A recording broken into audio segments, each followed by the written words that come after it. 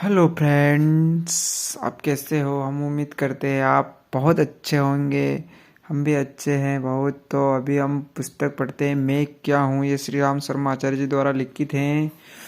तो भाग 3 में हमने पढ़ा कि इन भोगों में जितना सुख मिलता है उससे अनेक गुना दुख भी साथ ही साथ उत्पन्न होता चलता है। इस प्रकार शरीर भावी दृष्टिकोण मनुष्य को पाप ताप तृष्णा तथा अशांति की ओर घसीटे ले जाता है। यानी हम शरीर के को ही सब कुछ समझ लेते हैं तो फिर वो पाप ताप तृष्णा और अशांति की ओर दलदल में हमेशा ही रहता है। तो आज हम भाग 4 पढ़ेंगे आगे।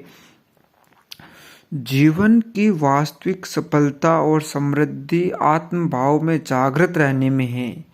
जब मनुष्य अपने को आत्मा अनुभव करने लगता है तो उसकी इच्छा आकांक्षा और अभिरुचि उन्हीं कामों की ओर मुड़ जाती है जिनसे आध्यात्मिक सुख मिलता है। हम देखते हैं कि चोरी हिंसा व्यभिचार छल एवं अनीति भरे दुष्कर्म करते हुए अंतःकरण में एक प्रकार का कोहराम मच जाता है। अंतःकरण यानी जब नहीं कहते हमारी आत्मा यार बहुत दुखी हो रही है, अंतःकरण जो अंदर को करने वाला है, कोहराम मच जाता है। पाप करते हुए पांव कांपते हैं और कलेजा धड़कता है। इसका तात्पर्य यह है कि इन कामों को आत्मा नापसंद करती है। यह उसकी रुचि एवं स्वार्थ के विपरीत है। न तो ये उसकी इसमें रुचि है ऐसे व्यभिचार चोरी आदि कार्यों में, और एवं स्वार्थ के विपरीत है। स्वार्थ यानी स्व अपना जो इसमें अर्थ है उसके भी विपरीत है। किंतु जब मनुष्य परोपकार परमार्थ सेवा सहायता दान उदारता त्याग तप से भरे हुए पुण्य कर्म करता है तो हृदय के भीतरी कोने में बड़ा ही संतोष हल्कापन आनंद एवं उत्साह उल्लास उठता है। इसका अर्थ यह है कि पुण्य कर्म आत्मा के स्वार्थ के अनुकूल है। वह ऐसे देखो, पुण्य कर्म आत्मा के स्वार्थ के अनुकूल है, लेकिन पुण्य कर्मों में भी हमें आसक्त नहीं होना है। आसक्त यानी कि दोनों ही काम बांधने वाले होते, अच्छे एवं बुरे। इसीलिए पुण्य कार्यों से भी हमें अपने आप को अलग या ऊपर उठते हुए कार्य करना चाहिए। वह ऐसे ही कार्यों को पसंद करता है। आत्मा की आवाज सुनने वाले और उसी की आवाज पर चलने वाले सदा पुण्य कर्मी होते हैं। पाप की ओर उनकी प्रवृत्ति ही नहीं होती, इसीलिए वैसे काम उनसे बन भी नहीं पड़ते। आत्मा को तत्कालीन सुख सत्कर्मों में आता है। शरीर की मृत्यु होने के उपरांत जीव की सद्गति मिलने में भी हेतु सत्कर्म ही है। लोक और परलोक में आत्मिक सुख शांति सत्कर्मों के ऊपर ही निर्भर है। इसीलिए आत्मा का स्वार्थ पुण्य प्रयोजन में है, शरीर का स्वार्थ इसके विपरीत है। इंद्रियों और मन संचार के भोगों को अधिकाधिक मात्रा में चाहते हैं। इस कार्य प्रणाली को अपनाने से मनुष्य नाशवान शरीर की इच्छाएं पूर्ण करने में जीवन को खर्च करता है और पापों का भार इकट्ठा करता रहता है। इससे शरीर और मन का अभिरंजन तो होता है, पर आत्मा को इस लोक और परलोक में कष्ट उठाना पड़ता है। आत्मा के स्वार्थ के सत्कर्मों में शरीर को भी कठिनाइयां उठानी पड़ती है। तब त्याग संयम ब्रह्मचार्य सेवा दान आदि के कार्यों में शरीर को कसा जाता है। तब ये सत्कर्म संगते हैं। इस प्रकार हम देखते हैं कि शरीर का स्वार्थ और आत्मा का स्वार्थ आपस में मेल नहीं खाता। एक के सुख में दूसरे का दुख होता है। दोनों के स्वार्थ आपस में एक दूसरे के विरोधी हैं। थोड़ा और पढ़ लेते हैं आगे। इन दो विरोधी तत्वों में से हमें एक को चुनना होता है। जो व्यक्ति अपने आप को शरीर समझते हैं वे आत्मा के सुख की परवाह नहीं करते।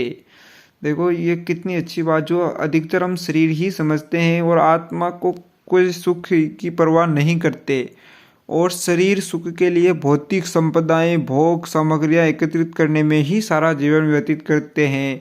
हम सब यही करते हैं, हम भी पूरे दिन भर ऐसे लोगों का जीवन पशुवत पाप रूप निकृष्ट प्रकार का हो जाता है।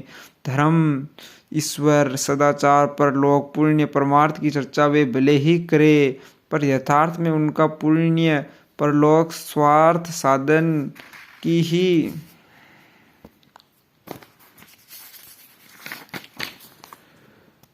चार दीवारी के अंदर होता है।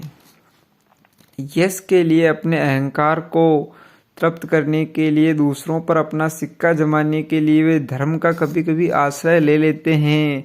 वैसे उनकी मन स्थिति सदैव शरीर से संबंध रखने वाले स्वार्थ साधनों में ही निमग्न रहती है। परंतु जब मनुष्य आत्मा के स्वार्थ को स्वीकार कर लेता है, उसकी अवस्था विलक्षण एवं विपरीत हो जाती है। भोग और ऐश्वर्य के प्रयत्न उसे बालकों की खिलवाड़ जैसे प्रतीत होते हैं।